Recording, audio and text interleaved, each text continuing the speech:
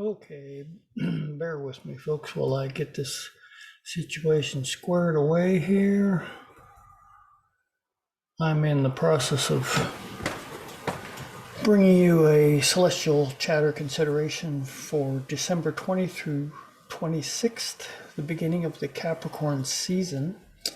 As you can see from the recording here, I have the chart up for Monday. But even before we dive into that, let's consider the high points of this coming week. Number 1, Winter Solstice. Shortest day of the year for the Northern Hemisphere and longest for the Southern. The Sun enters Capricorn. Number 2,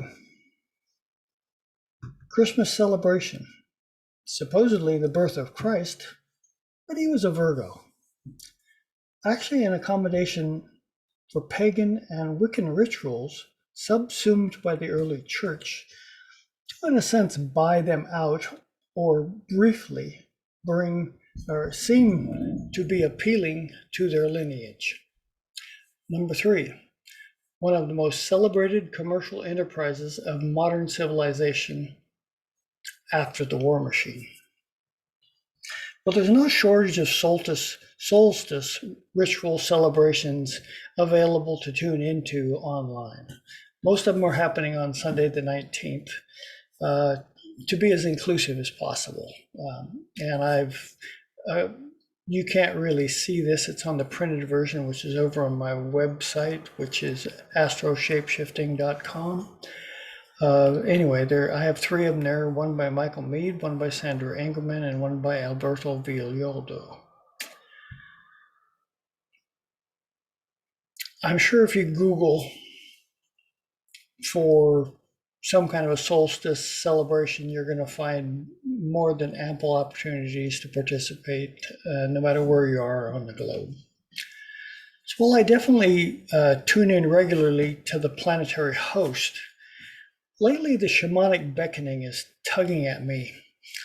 And so here are some recent thoughts. The muses are restless. December 13th, 2021. Last night, at around the time Mars shifted into Sagittarius, sleep became elusive as the astro-shamanic muses determined it was time to consider the shamanic aspect of my website presence. Visions were painted on my conscience of time stretched and spread out in all directions.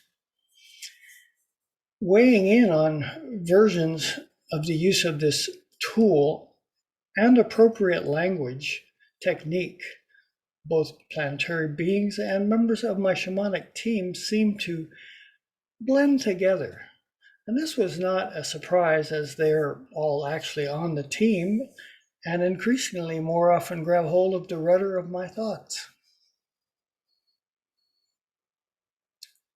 Deep in the well of winter, here in the north, the upcoming solstice has many jumping on the bandwagon of seasonally aimed advertisements and offers to assist while receiving a return on investment for what is available from their version of this energy signature. While I cannot fault folks for following these well-worn paths that we are trained to follow, I suspect that there is a much deeper and more profound stream of consciousness at work.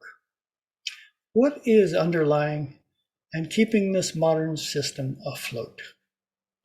In the same moment, the voices of the ancestors beckon some listening time and query if we might still have vestiges of experiences when we communicated with and cared for more than a strictly human plight. Shamanism is an experience of stepping through a portal into a zone of timelessness where past, present, and future all blend into a conscious stream available for connecting with at any point along the way.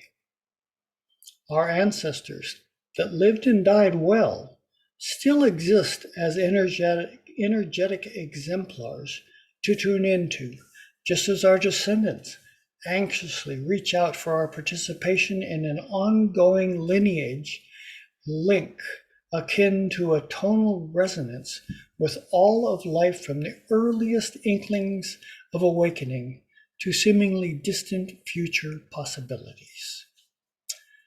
One factor many don't often voice is the level of responsibility that stepping into the shamanic stream entails. Unlike many modern ventures that often fade from significance in the life path, once you have crossed the threshold into the shamanic realm, the level of presence of a vast array of options in assistance to all of creation becomes a way of life, and you are no longer able to recross that same threshold and retreat into an imagined realm of so-called security. There are many thresholds that will be crossed on the shamanic journey as creation beckons our participation within broader boundaries. Let us consider some Capricorn lore. Capricorn season can stir the Capricorn part that exists within each one of us, and is a time when a drive to accomplish can be accentuated. When others reach a point of exhaustion, the Capricorn is likely to surge onward with a task. This may be commendable up to a point, but we often lose sight of a broader perspective for why our soul incarnated if we put on blinders so as not to become distracted by options that might draw our attention elsewhere. Capricorn energy needs to be reminded that attaining wise elderhood does not mean sitting on top of a pile of so-called successes in solitude. In the climb up the slopes of whatever particular mountain we are attempting to ascend, there are moments when the requirement to stop and take a break should be heeded. It is amazing how invigorating tuning into the view from a mountainside perch can inspire renewed vigor and provide time for reflection on the journey and/or task at hand. This is not just a good idea, but is a necessary process in the Capricornian trek. Wisdom, often attributed to Capricorn, is attained by the advent of varied perspectives we entertain to round out our capacities of inclusion. Have you ever watched goats? These are often mischievous and energetic, frolicsome adventures. Think of the mythological Pan as an archetype of the aspects of the Capricorn potential. Yes, even you, Capricorn, have a delightful capacity to enjoy some frolic now and again.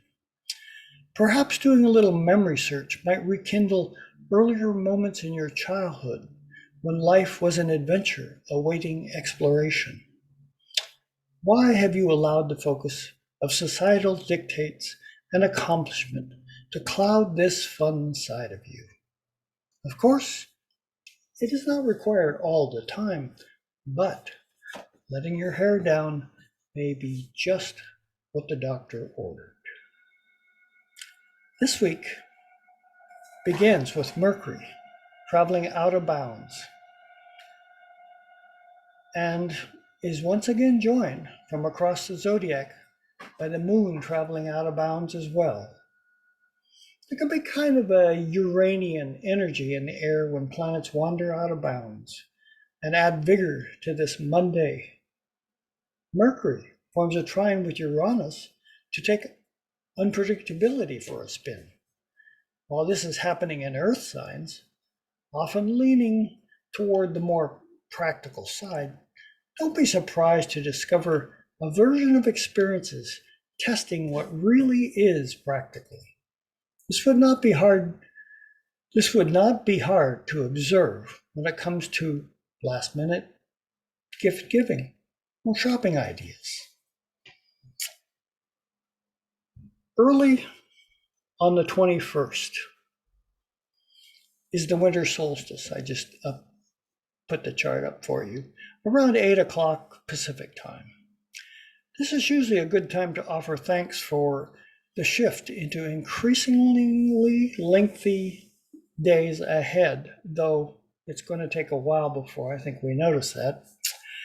We are in the initial phases of winter, and as has been recently, weather issues are not to be taken lightly. Move the chart ahead a couple days to Thursday, only 2 days before Christmas, and the third exact square aspect between Saturn and Uranus perfects. As you can see on the chart, that's right here, from Aquarius down to Taurus. This is not necessarily something new, as they have been in this very long, slow dance move for at least the whole of this year, 2021, and a little of the year before, and we'll have one more close pass near the end of next year, 2022. Saturn is rules and restrictions, boundaries, and limitations. Uranus is rebellion against everything that Saturn stands for. Uranus can strike suddenly to disrupt things, as when an earthquake happens. These two archetypes, even though seemingly at odds, require participation in a dance that attempts to locate a common ground that can appease both sides of the equation. Saturn's strictness can always use some loosening up, and Uranus's unpredictability might on occasion need some reining in. Friday.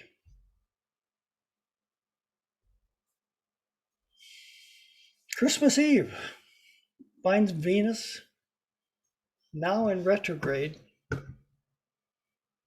doing a dance with Pluto, as you can see right up here on the chart. Once again, closely holding hands with Pluto by conjunction. I've already discussed this aspect at length during last week's Celestial Chatter, which you can find on my astroshapeshifting.com website. Christmas Day brings the moon into opposition with Neptune. Briefly, because the moon moves so quick, but it might be beneficial to contain any quick judgments on the gift-sharing front, as this aspect across the Virgo-Pisces axis could be inclined for exaggeration. There's Neptune in the play. That might be hard to defend. A more appropriate question might be, am I being of service to my fellow Earth travelers, which includes absolutely everything the Earth is made of, and we are a part of as well. Thank you for sharing in this first year YouTube in a long time, and I look forward to enjoying this experience with you on a continuing basis once I get this system perfected.